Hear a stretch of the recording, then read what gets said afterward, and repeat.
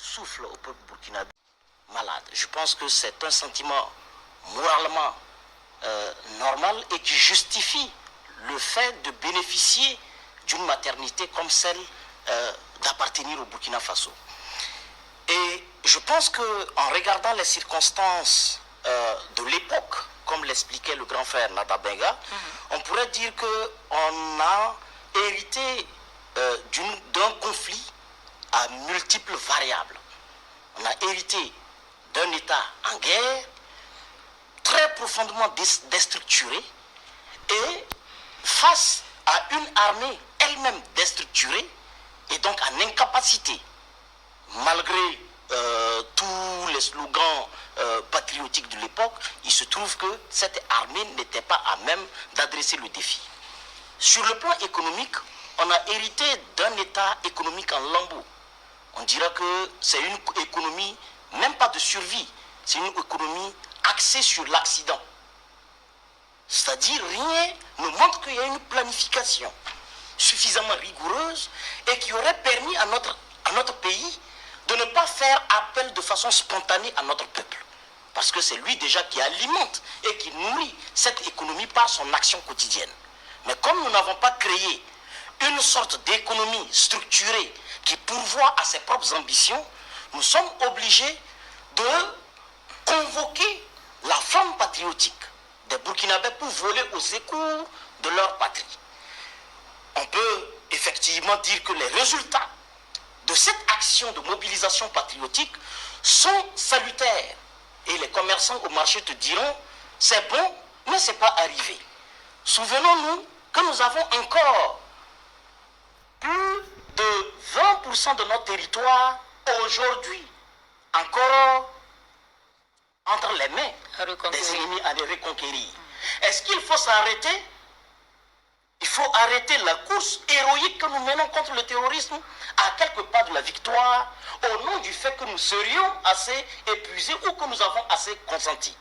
Est-ce que la finalité de notre sacrifice pour être total, ce n'est pas d'aller jusqu'au bout, pour dire que nous avons eu raison d'avoir cru en ce sacrifice et que nous ne l'arrêtons pas au moment où nous sommes presque au terme?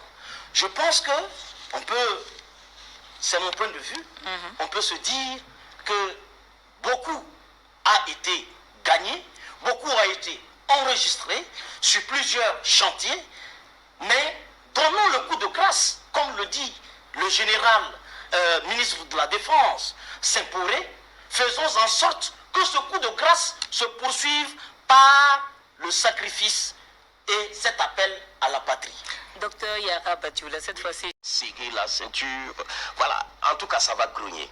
Mais cette fois-ci, de façon prompte et de façon responsable, tous les Burkinabés ont consenti à un effort financier, à un effort matériel pour que nous puissions tenir. Vous dites que les fondements sont-ils réglés dans cet appel? Oui, je dis que si je vois un peu l'apport de ce fonds,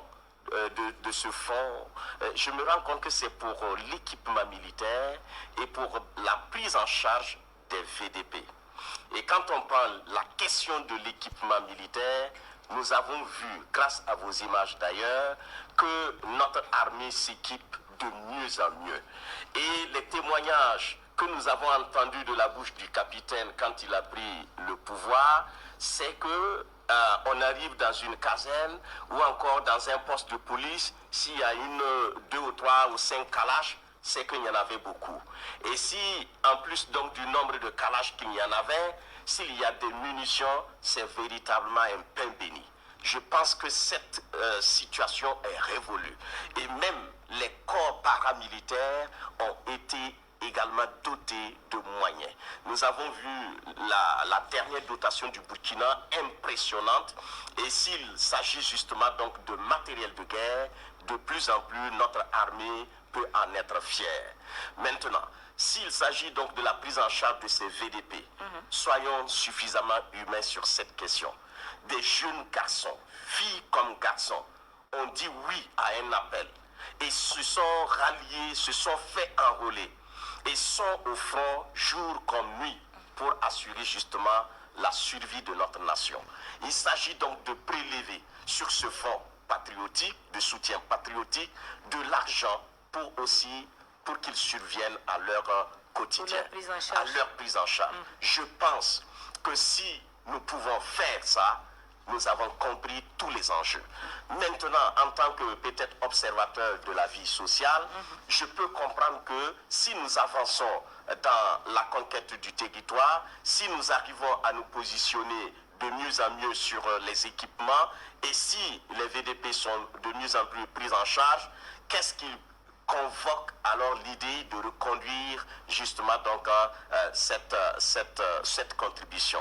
C'est là où je rejoins certains d'entre nous qui sur ce plateau pour dire que la guerre est certes encore entre nos mains, mais il faut de la consolidation.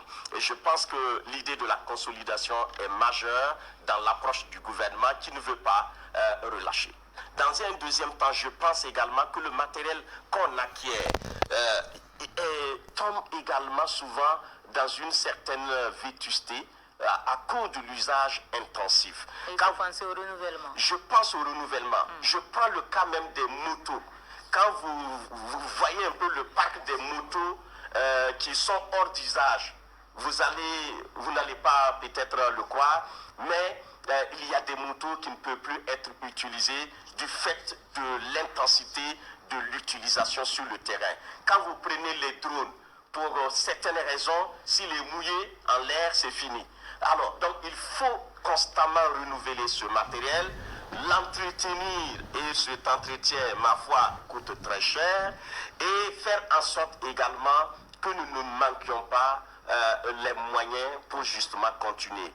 Je pense également que sur d'autres questions, nous pensons que demander encore, puisqu'il ne s'agit que de l'argent, je pense que si la guerre que nous menons était une guerre qui a besoin d'argent pour qu'on ait la victoire, ce n'est pas trop demander aux Burkinabés de dire donner l'argent pour qu'on gagne la guerre.